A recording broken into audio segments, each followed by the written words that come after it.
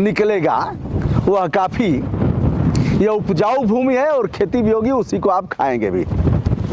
आइए साहब बढ़ते हैं आगे और दिखाते हैं आपको। गड्ढा खोदते हुए भी दिखाएंगे और 100 दफनाते हुए भी हम आपको दिखाने जा रहे हैं। यह परंपरा दूषित है, अच्छी है, मोक्ष को प्राप्त कराने वाली है कि गंगा का नाश करने वाली है, आप पर छोड़ता हूँ। बहुत से लोग आएंगे टेटियाते हुए, कहेंगे साहब आपको हरदम यही दिखाते हैं, आप वहाँ क्यों नहीं जाते हैं। वहाँ अभी एक सज्जन का आया था, मैंने कहा कि कब्रिस्तान पर जो अतिक्रमण है उस पर क्या किया आपने। हमने कहा बताओ किस जगह अतिक्रमण है। और बेटा तुमने क्या किया, तुम्हारी माँ की छाती का दूध सूख गया था, हम ही ने ठेका लिया, आप पर छोड़ता हूँ।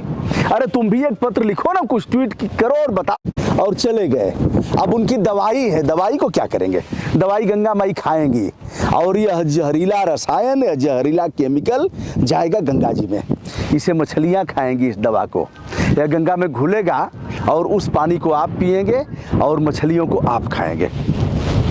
आइए देखते हुए, यह जो ब्रिज देख रहे हैं आप, यह गंगा का ब्रिज है। हमारे साथी हैं, उनके साथ हम जुड़ गए हैं।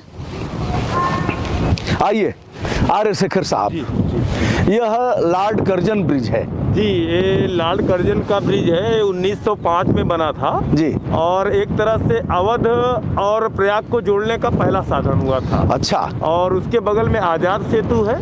हाँ। और ये नया रेलवे ब्रिज बना हुआ है। ये 3 ब्रिज यहाँ पर है। अच्छा, तो लॉर्ड कर्जन वाला जो है उस तरफ हम देख रहे हैं, बीच में जो पत्थरों से जिसकी चुनाई की गई है, तो नीचे ट्रेन चलती है, ऊपर बस चलता है, ऊपर यातायात है, परिवहन। ट्रेन है, आजकल ये बंद हो चुकी है जी। और इसका तो बीच में सुनने में आया था नीलाम हो रही, लेकिन शहर के लोगों ने मिल के मांग किया कि नहीं, ऐसा ना किया जाए। नीलाम न, किसको नीलाम करते, किसी अब पता नहीं, अडानी अंबानी यहाँ भी आ जाते था, पूरा योजना थी इसकी नीलाम। आइए दोस्तों, तो यह देखा आपने, जैसे मैं यह कह रहा था, पूरे प्रकरण पर हमारा यह था, भैया हमारे परिवार के लोग तो नहीं जाएंगे गंगा जी में, बालू में नहीं जाएंगे ना गंगा जल में जाएंगे। हम लोग तो काशी हिंदू विश्वविद्यालय में जिसका नंबर आएगा उसको पहुंचा दिया जाएगा। हम यह नहीं कहते कि इस परंपरा को खत्म करना है, लेकिन परंपरा यह है कि विद्युत सौदागरी है तो वहाँ जाना है, लकड़ियों से जलाना है।